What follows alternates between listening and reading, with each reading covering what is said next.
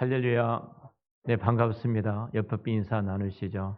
반갑습니다. 사랑합니다. 축복합니다. 네, 감사합니다. 저들 지난 시간에 창세기 12장 말씀을 통해서 아브라함의 연약함과 실수에도 불구하고 하나님께서 아브라함 마침내 하나님의 놀라우신 그 은혜를 입혀 주셨던 사실들을 함께 나누었습니다. 아브라함은 하나님과 사람 앞에 분명히 실수를 했습니다.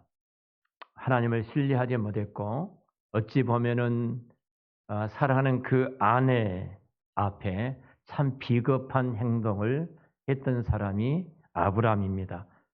그런데 아브라함이 부자가 됩니다. 애굽 왕으로부터 오늘 말씀 보면은 수많은 은금과 그리고 많은 가축들을 얻게 되고 그리고 애굽 땅을 나와 가나안 땅으로 올라가는 것이 오늘 본문의 장면이기도 합니다.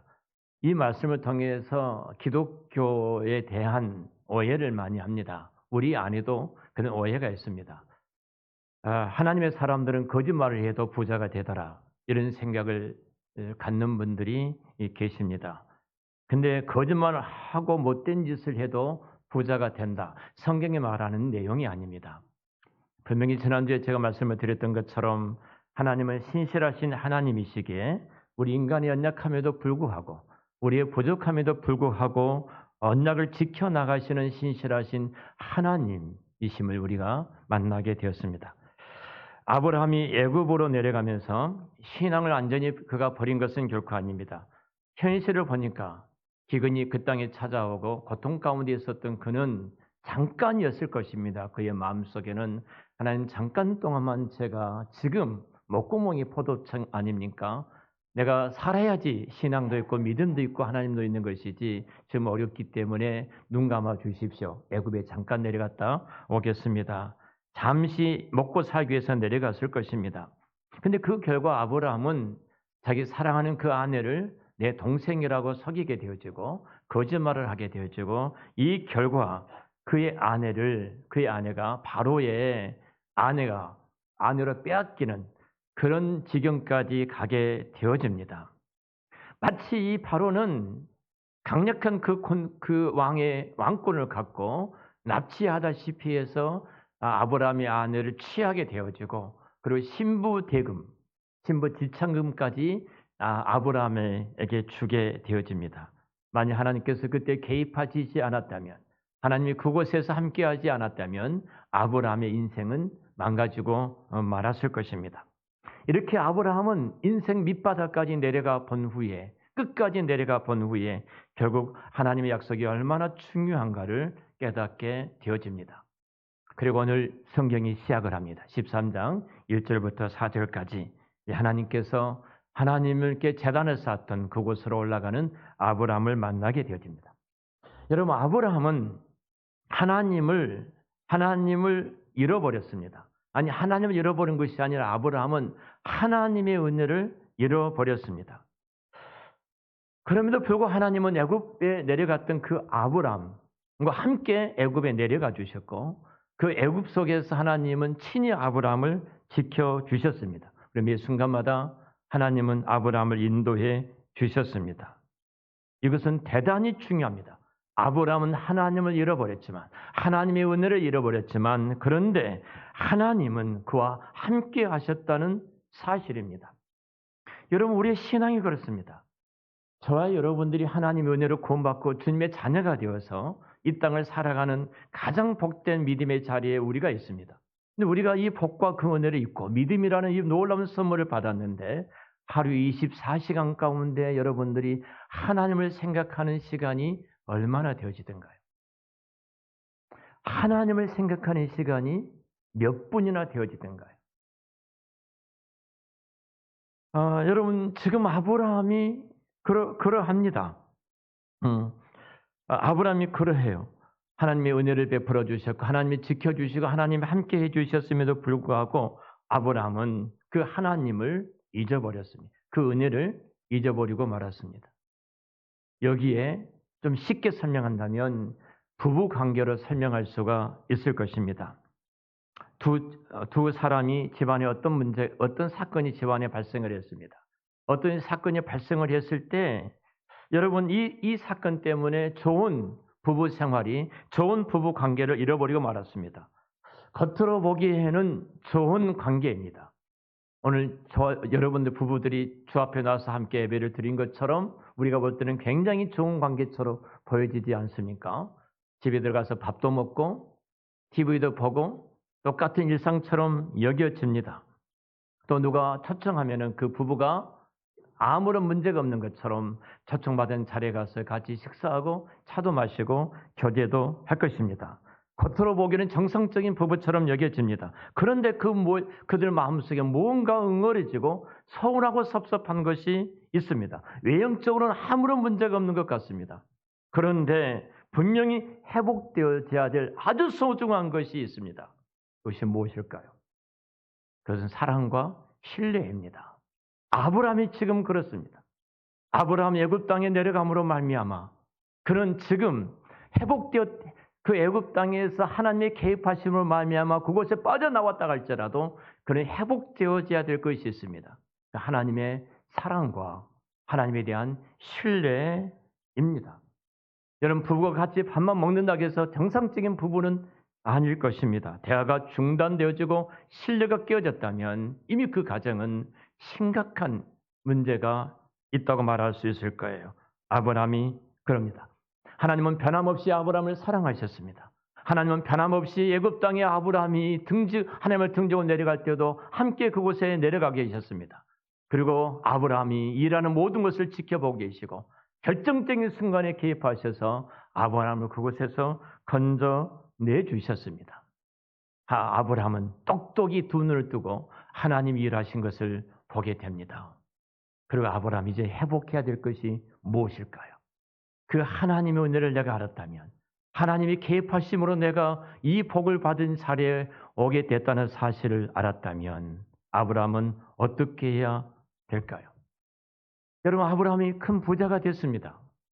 은금을 얻게 되어지고 바로 가장 강력한 힘을 갖고 있는 바로 왕으로부터서 가축을 얻게 되어지고 그리고 그 애굽 땅을 떠나게 된 큰 부자가 되어서 나오게 되어집니다. 여기 한 사람의 지도자가 중요합니다. 여러분 아브라함이 내려가니까 아내도 내려가고 그의 가솔들도 내려갔을 것입니다. 아브라함이 다시 그곳으로부터 올라오니까 모든 아내를 비롯해서 모든 가솔들이 아브라함을 따라서 다시 따라 올라왔던 것처럼 한 사람의 리더가 중요해요.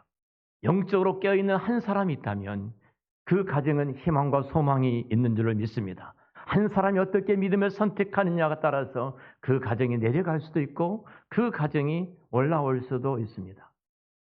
이것을 우리는 끊임없이 경험하고 있지 않습니까? 지도자 한 사람이 얼마나 중요한가? 리더 한 사람이 그 공동체 안에서 얼마나 중요한가? 여러분 부모가 영적인 리더십을 갖고 그 가정을 영적으로 이끌어 간다면 그 가정은 끊임없이 하나님의 은혜를 부여받는 그 복을 얻게 되어질 것입니다.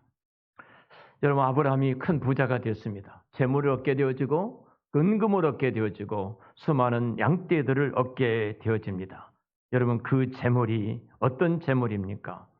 여러분 그게 얼마나 수치스러운 재물이 아닙니까? 부인을 팔아서 얻은 재물이에요. 그 재물이 지금 아브라함 앞에 부자가 되었다고 괜찮아 나는 이 세상에서 잘 사는 사람이 되어서 그 재물을 보고 그렇게 아브라함이 편안했을까요? 아브라함은 그 재물을 볼 때마다 내 아내를 팔고 내가 거짓말해서 내가 취하는 재물, 그것은 수치스럽고 부끄러운 재물이 아니었을까요? 그래서 그는 이 수치스럽고 부끄러운 이 아픔을 회복하기 위해서 그가 처음으로 하나님 앞에 제단을 쌓았던 제단의 현장으로 아브라함이 올라오게 된 것을 보게 되어집니다. 한번 생각해 보세요. 여러분, 내가 하나님을 떠나서 부자가 된 것이 그 축복입니까? 수치스러운 부자입니다. 고등학교 3학년이 되어지면 대학 입시를 해야 되기 때문에 이제는 교회도 등집니다. 예배도 등집니다. 1년만 눈을 꼭 감고 공부하는 데 진력을 하자. 그리고 어떻든지 간에 좋은 대학에 들어가야 된다.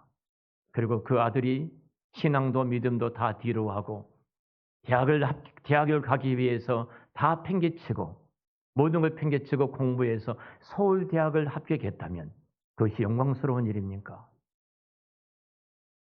수치스러운 것입니다. 부끄러운 것입니다.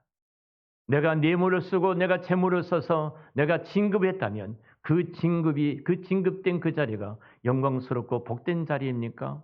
여러분, 부끄러운 자리입니다. 슬퍼해야 됩니다. 그 재물과 그 성공을 바라볼 때마다 슬퍼할 수밖에 없습니다. 지금 아브라함이 그럽니다.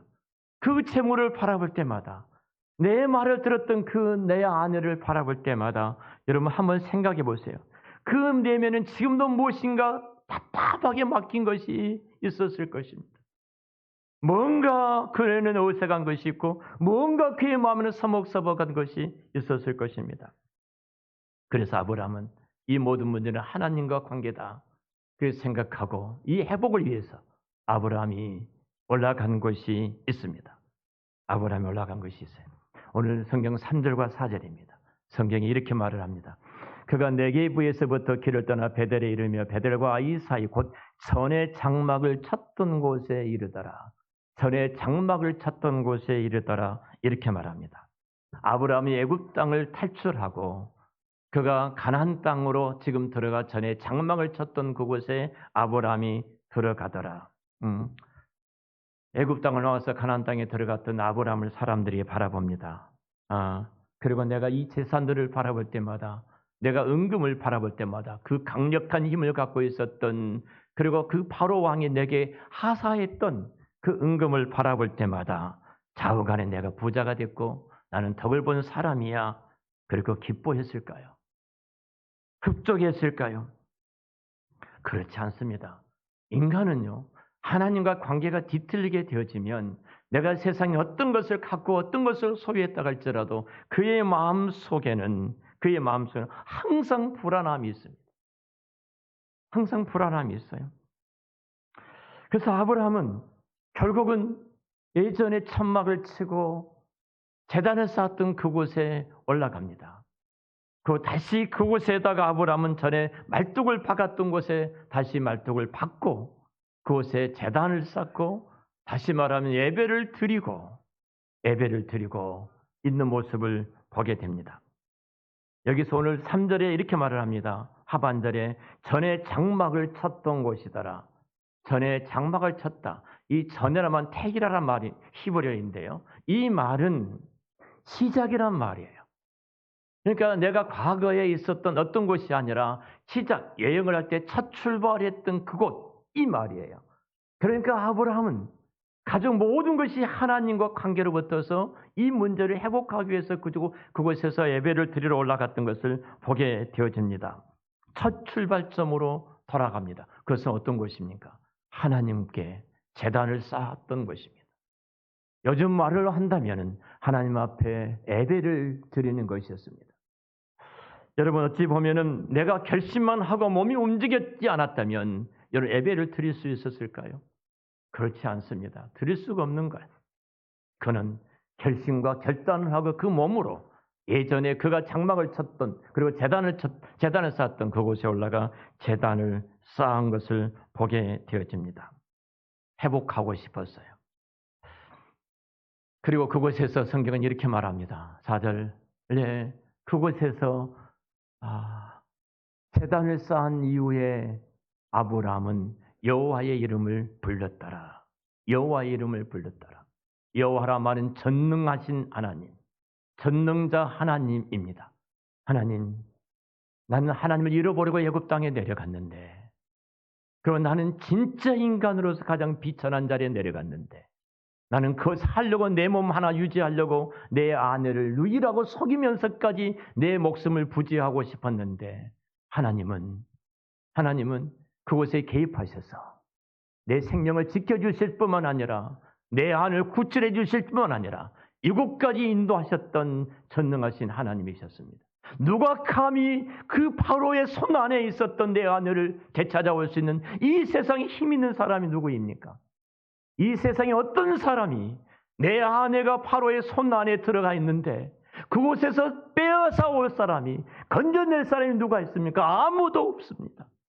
그런데 전능하신 하나님 그분께서 개입하셔서 내 아내를 찾게 되었고 내 아내가 돌아오게 되었고 우리 가정이 다시 하나님이 우리를 이것 시작했던 이곳에까지 이끌어 오셨던 하나님, 그 여호와의 이름을 아브라함은 그곳에서 부르고 있는 것을 보게 됩니다. 자, 이 말씀을 우리는 성경을 이렇게 봅니다. 하나님의 말씀이 아담에게 주셨던 그 말씀이 계속해서 구전으로 입에서 입으로 이렇게 흘러내려옵니다. 그리고 모세 때에 최초로 성문화된 모세 오경이 기록이 되어집니다. 창세기, 출애굽기, 레위기, 민수기, 신명기라는 모세 오경이 파피루스라는 갈대 같은 곳에다가 종이를 만들어서 그곳에다가 성경이 기록이 됩니다. 성경이 기록된 성경을 최초로 이스라엘 백성들이 기록된 우리처럼 성경의 말씀을 이렇게 받게 된 거예요. 그때가 언제인가? 이스라엘 백성들이 애굽 땅을 나와서 광야에 있을 때 이 성경 말씀을 받았습니다. 자, 이 말씀을 첫 번째 성문화된 이 말씀을 모세로부터 듣게 되고 모세로부터 이 말씀을 받았던 이스라엘 백성들의 그 자리에 저와 여러분들이 한번 들어가 보십시다. 그리고 아브라함의 사건을 듣습니다. 하나님께서 지금부터 약 450년 전에 하나님께서 그 아브라함이, 우리의 믿음의 조상이었던 아브라함이 가나안 땅에서 제단을 쌓고 있었는데 그 땅에 기근이 찾아와서 살 수가 없게 되어 그 아브라함이, 믿음의 조상 아브라함이 애굽 땅에 내려갔다. 그런데 애굽 땅에서 살려고 몸부림쳤는데 하나님이 개입하셔서 그곳에서 구출하여 내어 가나안 땅에 들어가도록, 지금 우리가 여기 광야에 이 길을 지금 걸어가고 계시는데 너무 비슷하지 않습니까? 이 말씀을 들었던, 이 말씀을 보았던, 이 말씀을 붙잡고 있던 광야 이스라엘 백성들은 뭐예요? 그들이 지금 바로의 손 안에서 벗어나게 하신 450년 전에 살아계셔서 아브라함에게 역사하셨던 하나님이 지금도 살아계셔서 동일하게, 예전에 하나님이고 지금은 죽어버린 하나님이 아니라 450년 전에 역사하셨던 하나님은 동일하게 바로의 거대한 손에서 우리의 믿음의 조상 아브라함과 그 가정을 지켜주셨던 하나님이 지금도 살아계셔서 우리를 그 바로의 손에서 건져내 주시고 가나안 땅에 들어가도록 믿음의 조상이었던 아브라함에게 약속하셨던 큰 민족을 이루게 하시고 가나안 땅으로 이끌고 가게 하신 그 하나님, 그리고 가나안 땅에서 우리의 믿음의 조상이 예배를 드렸던 그곳으로 이끌고 가신 그 하나님, 그 하나님 앞에 광야에 있는 이스라엘 백성들의 마음은 어떤 마음이었을까요? 우리가 사는 것은 내게 있는 것이 아니다. 우리들이 이 길을 걷는 것은 내 발걸음에 힘이 있기 때문에 걸어가는 것이 아니다. 내가 이 죽음의 땅 광야를 걷고 살아가는 것은 내 능력과 내 의지와 내 힘이 있는 것이 아니라 하나님께서 이른 아침부터 늦은 저녁 시간까지 매일 아침마다 내려주셨던 만나가 없다면, 그리고 하나님께서 반석을 쳐서라도 이 200만 명이 넘는 이 인구에게 그 물을 공급해 주지 않으셨다면, 낮에는 구름 기둥으로 밤에는 불 기둥으로 그 하나님께서 우리를 보호해 주시지 않았다면 우리는 다 한 발자국도 내디딜 수가 없다. 그런데 하나님이 바로에게 개입하셔서 이 일을 이루시고 마침내 이곳까지 우리 조상을 이끌어 가셨던 하나님이 우리를 또 그렇게 이끌고 가고 계신다. 그분은 아브라함의 하나님, 야곱의 하나님, 이삭의 하나님, 살아계신 하나님의 힘을 그들은 눈으로 보면서, 그들은 경험하면서 이스라엘 백성들이 광야를 걷는 것처럼, 아브라함이 그러했던 것처럼 동일하게 그 길을 걸어가는 것처럼 오늘도 저와 여러분들이 살아계신 하나님의 그 은혜로 이 길을 걷고 있는 줄로 믿습니다. 그렇다면 우리는 어떻게 해야 할까요? 우리가 회복해야 될 자리가 어디입니까? 우리가 내려갔다면 올라가야 될 자리가 어디입니까? 혹시 여러분 마음속에 아브라함이 그랬던 것처럼 하나님의 은혜를 잃어버리지 않았습니까? 마음이 강팍할 대로 강팍해져서 혹시 신경질만 내고 있지 않으십니까? 아니면 마음이 메말라져서 섭섭함과 서운함 가운데 하루하루 살아가고 있지 않습니까? 우리 모두가 그렇다면 회복할 때입니다. 애굽을 떠나서 약속의 땅으로 올라가야 됩니다. 내가 공적인 예배를 소홀히 했다면 이제부터 공적인 예배를 다시 회복하시기를 축원합니다. 그리고 이스라엘 백성들이 광야에서 유일하게 사는 길은 하나님 여호와 그 이름이었습니다. 아브라함이 그러했던 것처럼 그 전능하신 하나님 그 이름만이 우리가 사는 길입니다. 여러분, 우리가 무엇을 해야 될까요? 우리가 나폴레옹은 우리 모두가 잘 압니다. 프랑스 나폴레옹 왕제가 워토르 전쟁에서 참패했다는 것을 잘 아실 겁니다. 그리고 세인트 헬레라는 곳에 유배가 되어집니다. 전쟁에 참패하고 인생이 끝나는 시간입니다. 그때 기자가 찾아갑니다. 기자가 인터뷰를 합니다. 인터뷰할 때 이런 말을 합니다. 당신 평생에 가장 행복한 순간이 있었다면 그때가 언제였습니까?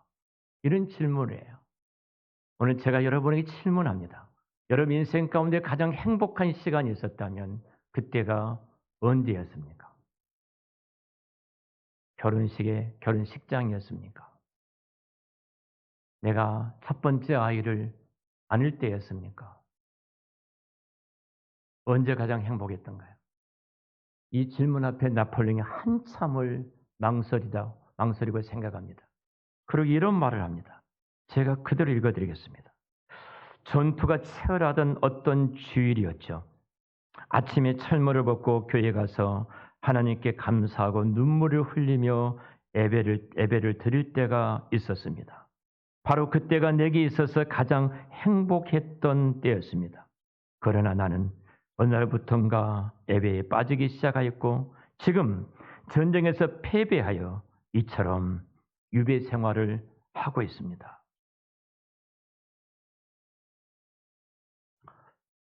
여러분, 살아계신 하나님 앞에 우리가 그 예배자로 나를 불러주셔서 내 모든 인생의 문제를 아우르시고 친히 개입하셔서 해결해 주시는 그 하나님이 한 주간에 살아왔던 삶들을 모두 그것을 하나님 앞에 올려드리고 예배자로 서 있다면 그것이 직장의 일이든 내 개인의 일이든 가정의 일이든 이것을 전능하신 하나님의 손 위에 내가 올려드렸다면 그 예배가 얼마나 감격스럽겠습니까? 그리고 얼마나 기쁨의 눈물이 우리 눈 가운데 적시지 않겠습니까?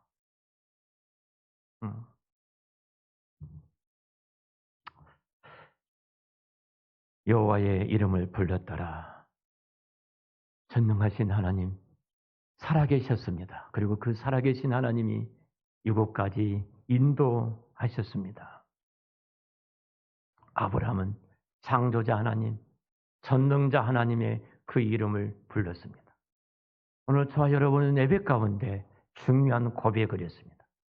사도신경 신앙 고백 가운데 이런 고백을 했습니다. 우리 모두가 다 함께 나는 전능하신 아버지 하나님, 창조자를 믿습니다. 창조주를 믿습니다. 이렇게 고백했습니다.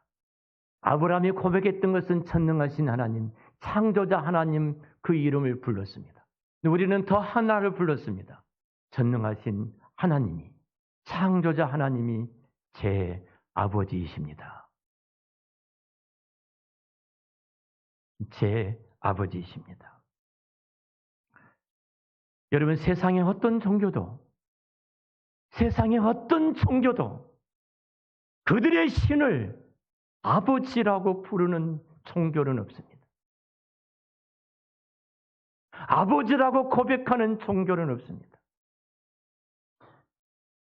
아브라함은 창조자 하나님, 전능하신 하나님 여호와의 이름을 부르는 데 멈췄지만 예수 그리스도 안에 있는 저와 여러분들은 그 하나님을 전능하신 하나님, 창조자 하나님을 제 아버지로, 내 아버지로, 로마서 8장 15절에 있는 말씀, 우리는 양자의 영을 받아서 예수 그리스도로 말미암아 양자의 영을 받아서 이제는 하나님을 아버지라고 부르는 이 자리에 우리가 있습니다. 그 아버지는 나를 만드셨고, 그 아버지는 나를 구원하셨고, 그 아버지는 나를 소유하셨고, 그 아버지는 나를 지키시고, 그 아버지는 나를 인도하시고, 아버지로서 나의 모든 필요를 공급하시고 내 인생을 책임져 주고 계신 줄로 믿습니다. 그 하나님은 인격적인 분이십니다. 막연한 어떤 신이 아닙니다. 수많은 용자를 써가지고 이곳저곳에 뿌려놓으면은 내 모든 소원이 이루어지겠다는 막연한 어떤 신이 아닙니다. 그분은 살아계신 전능하신 하나님, 온 우주와 만물을 창조하신 하나님, 나의 안고 일어서 문하시며 내 작은 시름에도 응답하시는 하나님, 그분이 나의 아버지신 줄로 믿습니다. 이 고백을, 인격적인 고백을 하는 것이 신앙이에요. 여러분, 우리가 영적인 성숙도를 어떻게 할 수 있습니까? 저분은 대단한 신앙과 믿음을 갖고 있는 분이야. 이렇게 영적인 성숙도를 측량할 수 있는 기준이 무엇입니까? 한 사람이 기독교라는 신앙을, 기독교라는 종교를 이해하고 있는 폭이 얼마나 큰가, 얼마나 깊은가, 무엇으로 할 수 있습니까? 성경을 많이 아는 지식입니까? 그러나 우리 성도들 가운데 신학교 교수보다도 훨씬 더 신학교 교수는 수많은 성경을 연구하는 학자들로서 성경과 하나님에 대한 지식을 대단히 많이 가지고 있습니다. 우리는 그렇게 모르지만, 정말로 모르지만 하나님을 아버지라고 깊은 인격적으로 만나고 부르는 분, 이분이 신앙의 성숙이었다. 내가 성경 지식을 많이 갖고 내가 교리적인 많은 지식을 갖고 있다고, 내가 교회 생활 가운데 모든 교회 문화 가운데 이렇게 살아간다고 해서 그분이 신앙에 성숙합니까? 믿음이 크다고 말할 수 있습니까? 그렇지 않습니다. 그럼 무엇으로 할 수 있는가? 바로 그것은 하나님이 내 아버지신 줄 얼마나 깊게 알고 있는가. 내 아버지신 것. 이것으로 측정하는 겁니다. 응? 나는 얼마나 그분의 자녀인가? 얼마나 그분의 자녀인가? 나는 얼마나 그분의 나의 아버지 되심을 누리고 주장하면서 이 세상을 내가 살아가고 있는가? 그것이 영적인 성숙도입니다. 하나님은 막연한 신이 아닙니다. 인격적인 살아계신 하나님이신 줄로 믿습니다. 이제 우리 지혜를 좀 알았으면 좋겠습니다. 아브라함이 하나님 앞에 당당하게 나아가서 제단을 쌓아놓고 그 여호와 이름을 불렀던 것처럼 전능하신 하나님, 천지를 창조하신 하나님이 내 아버지이십니다. 여러분, 이렇게 우리는 그분을 아버지라고 부르는 나이입니다. 아버지라고 부르는 우리입니다.